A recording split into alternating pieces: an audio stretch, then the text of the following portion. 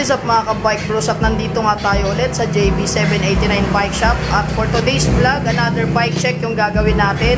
So nandito sa likod natin ngayon yung Tosic Ferdinand Aero Fixie bike to mga ka-bike bro. So iba-bike check natin to ngayon. Titignan natin yung mga specs nito mga ka-bike bros, kung sulit nga ba sa kanyang price. So tara, let's bike check this. At mag-start tayo sa frame mga ka-bike bro. So yan yung frame ni Tosic Ferdinand. Kung makikita nyo, kung mapapansin nyo yung geometry nya, Aero yan mga ka-bike bros.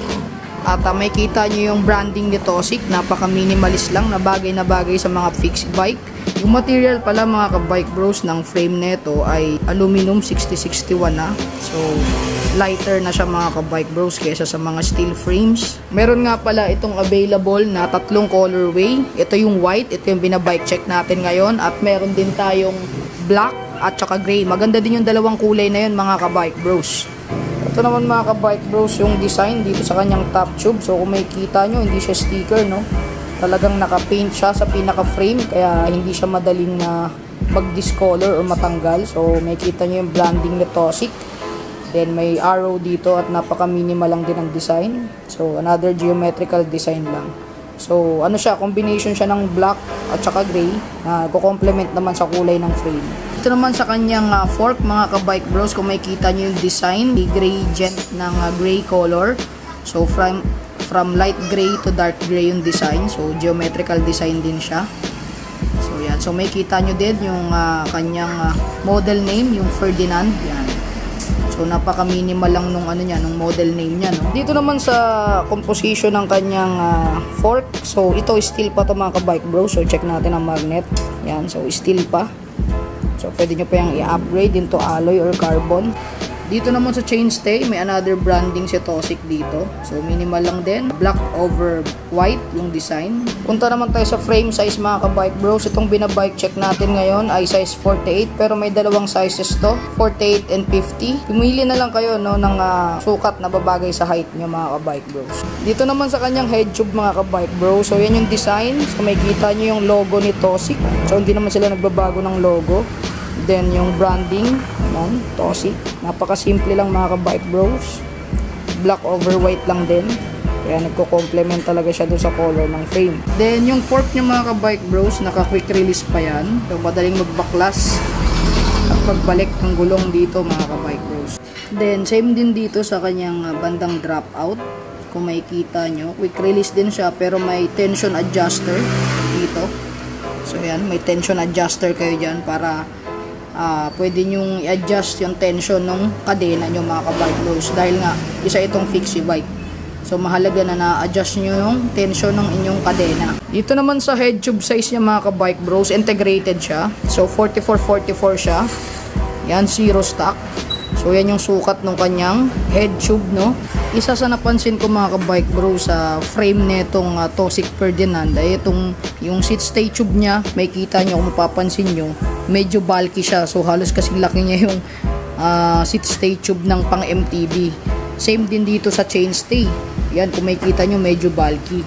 So sinigurado ni Tosic na lalo sa mga mahilig mag-skid dyan na talagang hindi siya bibigay. Kasi usually itong mga part na to, sila yung nagre-receive ng stress, lalo pa nag-i-skid kayo. So yan, sinigurado ni Tosic na talagang solid itong mga part na to. Yan, may kita nyo, napaka-bulky niya. So kung gusto nyo mag-tricks ng skid, yan, kayang-kaya na itong fixie bike na to. Mayroon siya ditong mounting ng brake, kung may kita nyo dyan. So kung trip nyo mag-brake, pwede kayong maglagay, yan, may kita nyo, mayroong mounting dito. Same din dito sa bandang fork niya, may kita nyo, may mounting din ng brake. So kung di pa kayo ganun ka-confident gumamit ng fixie, pwede nyo siyang kabitan ng brake dito. Yan, may butas dyan. So yan, pwede nyong lagyan. Since fixie nga ito mga ka-bike bro, so wala siyang mounting ng bottle cage, no. Same din dito sa kanyang seat tube. So wala din yung mounting. Isa din sa napansin ko mga ka-bike bro sa frame netong Tosic Ferdinand ay itong chainstay tube niya. So may kita nyo, may mga indention siya dito. Dito may indention siya dito. Same din dito. So para sa akin, sa tingin ko, para may option kayo na gumamit ng mas malaking chain ring na hindi kakaskas dito sa chainstay tube niya. Yan, kung may kita nyo dito, may mga indention sa frame. So kahit palakihan nyo yung inyong chainring, hindi yan sasabit mga ka-bike bro. So napakagandang idea yan from Tosi. Yan, may kita nyo indention dyan. Very small details pero may kita nyo. Usually kasi yung mga fixie rider, minsan trip nila na mas lakihan yung chainring nila. So yan, hindi gagasgas dito sa frame. Kung mapapansin nyo, although ito ay budget fixie bike lang, ay makikita nyo naman na smooth weld. Ayan, wala kayong makikitang weld marks. Same din dito banda. So yun mga ka-bike bros, yung mga specs ng frame nitong Tosi Ferdinand. Punta na tayo mga ka-bike bros sa kanyang cockpit. So simulan natin mga ka-bike bros dito sa kanyang drop bar. So itong kanyang drop bar ay aero din yung design. So may kita nyo dito, may portion dito na may pagka-flat dito. So aero din. Then aluminum na to mga ka-bike bros. Ang sukat nito mga ka-bike bros ay 400 mm yung haba niya.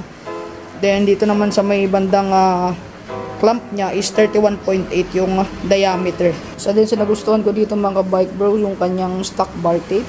Kung mapapansin nyo, ang ganda tignan ng bar tape na to mga ka-bike bros. Yan, diamond pattern, lightweight, sobrang kapal, tamang-tama lang. Dito naman sa kanyang stem mga ka-bike bros, ito ay alloy na din mga ka-bike bros. Ang haba niya is 100 mm. So medyo may kahabaan siya mga ka-bike bros. And yung clamping niya naman is 31.8 din. So yan, so yung mga regular sizes lang din. So itong stem niya, kahit di nyo na muna i-upgrade, so kung fit naman sa inyong reach, ayan, alloy na siya. So magana siya mga ka-bike bro. Sa seat post niya naman mga ka-bike bros, aero na din yung design. So bladed na din yan, kung mapapansin nyo. Then yung kanyang clamp, aero din yung clamp niya. So bolt type siya mga ka-bike bros, yan. So may indicator dyan ng haba ng insertion. Alloy na din pala mga ka-bike bros yung material na itong kanyang seat post. So magana din siya mga ka-bike bros. So ito yung kanyang saddle. So napaka-minimal lang din ang design at bagay na bagay din siya sa frame. Aero din siya. So yan, makikita nyo, well padded naman siya mga ka-bike bros, and meron din siya ditong branding ng Tosi. Yan, makapansin nyo. So minimal lang din siya, plain black lang. Portable to kahit di nyo na muna i-upgrade. Then yung kanyang railings, steel pa yan. At naman mga ka-bike bros, yung kanyang stock pedals. Flat pedals na siya mga ka-bike bros. Check natin kung ano yung material na ginamit dito, kung aluminum ba or steel. Check natin, may magnet tayo dito. So hindi dumidikit yung magnet natin. So aluminum na siya mga ka-bike bros. No, good thing yun, no? Usually kasi yung mga kasamang pedals sa mga stock bikes metal pa eh, or kaya nylon or plastic. Ito aluminum flat pedals na. Although itong kanyang bearing, ito mukhang non-sealed bearing pa ito, pero smooth naman. At yan mga ka-bike bros, tapos na tayo sa kanyang cockpit. So punta naman tayo dito sa kanyang drivetrain. So mag-start tayo dito sa kanyang crankset mga ka-bike bros. So kung makikita nyo, naka-hollow tech na siya na crankset. So much lighter na siya, and check natin kung aluminum or steel pa ba to. So yan, yung kanyang chainring ay aluminum na. So may brand din ng Tosi. Yan, makikita nyo dyan. At aluminum na yan. Chine-check natin ang magnet. Same dito sa spindle niya, aluminum na din. So magaan na siya mga ka-bike bros. Yan, hindi na dumidikit.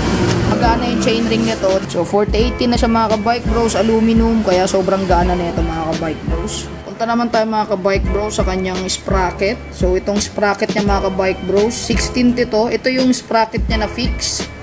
So yan, pag ni-reverse pedal nyo, ito yung naglalak. Then may option kayo, yung isa naman yung sprocket, yan yung may free wheel. So kung yung trip nyo yung may free wheel, pwede nyo i-switch lang yung gulong, ibaliktarin nyo lang. So may free wheel na kayo. Then ito naman yung pang fixie na sprocket. So 16T yan mga ka-bike bro. So hindi naman siya ganun kabigat na ipedal. So yan yung sprocket niya mga ka-bike bro. Dito naman tayo sa chain niya mga ka-bike bro. So dito ako natuwa mga ka-bike bros kasi naka-olive chain na siya. So yung brand na ito mga ka-bike bros ay FNC. Yan, FNC. So hindi ako familiar sa brand na yun, pero ang ganda ng pagka-build nila ng chain na to. Mukhang matibay talaga. Pang fixie bike talaga yan. Olive chain na yan mga ka-bike bro. So olive shape na siya. So yan, napaka-solid niya mga ka-bike bro. Saka natuwa ko sa kulay niya. Ayan o. Ang kintab mga ka-bike bros. Yan o. Napaka-kintab. Napakagandang stock chain para sa isang fixie bike. Punta naman tayo sa wheelset mga ka-bike bro. So isa sa nagustuhan ko dito sa Tosic Ferdinand ay ang kanyang front wheelset. Yan yung rims nyo. Aero na 3-spoke style. So yan mga ka-bike bro, sa alloy na yan. Check natin. Yan o. Hindi dumidikit yung ating magnet. So alloy na yan, kaya magaan na siya. So ganyan talaga yung pormahan ng mga Pixie. Hindi nyo na kailangan mag-upgrade. Ang angas na ng porma niya mga ka-bike bros. Yung valve naman ng rims na ito mga ka-bike bros, yan, naka-Schrader valve siya. Punta naman tayo sa kanyang tire mga ka-bike bros. So may kita nyo, naka 25C na siya, na gulong.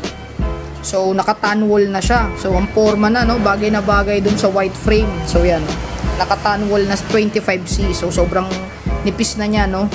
Napakabilis nyo ng umataw dyan. At aerong-aero yan, dahil nga 25C yung nakakabit. Punta naman tayo dito sa kanyang rear wheel set. So may kita nyo, aluminum na din to mga ka-bike bros, 40mm, naka 32 holes na na hubs at 32 hole spokes. Stainless na yung spokes nito mga ka-bike bros. Double wall na din yan mga ka-bike bros. So napakasulit na yan mga ka-bike bros at napakagaan na ng rims na yan mga ka-bike bros. So same dun sa harap, naka 25C din siya na 700C na gulong, na tan wall na din yan. Bagay na bagay yan dyan sa white frame yan. So yan yung rear wheel set niya mga ka-bike bros. Yan yung specs. So yan mga ka-bike bros, syempre gustong gusto natin malaman kung gaano ba kabigat itong Pixie bike ni Tosic, itong Tosic Ferdinand. So itong size na itong frame nito ay 48, size 48 to. So check natin yung weight ng bike. So yan mga ka-bike bros, all stock. Walang nakalagay na mga attachment and anything. Ayan yung raw weight niya, 10.44 kg mga ka-bike bros. So yan yung total weight nitong Tosic Ferdinand mga ka-bike bros. So for a budget fixie bike na all stock, magaan na ito mga ka-bike bros, itong 10.44 kg. So magkano nga ba yung price netong Tosic Ferdinand Aero Road Bike mga ka-bike bros? Ang SRP neto mga ka-bike bros, itong Tosic Aero Road Bike na Tosic Ferdinand dito sa JB 789 Bike Shop ay 12,000 pesos. So may discount pa yan na 1,000 peso mga ka-bike bro. So pumunta lang kayo dito sa shop or pwede nyo kontakin yung FB page nila. So napakalaki ng discount natin ngayon dahil nga ngayon ay Christmas. So may 1,000 peso discount kayo mga ka-bike bro. So pwede nyo na itong kunin ng 11,000. Pero ang regular price na ito mga ka-bike bros ay 12,000 pesos. So ano pang inaantay nyo mga ka-bike bros? Meron pa sila ditong tatlong stock. So tatlong kulay yun mga ka-bike bros. So chat lang or punta dito sa bike shop mismo. So yan mga ka-bike bros, dito magtatapos yung ating bike check dito sa pinakabago ng Tosic, itong Tosic Ferdinand Aero Fixie Bike. So kung nakatulong sa inyo yung video na to mga ka-bike bros, please don't forget to hit like and subscribe at kita-kita tayo sa next vlog mga ka-bike bros. Peace out!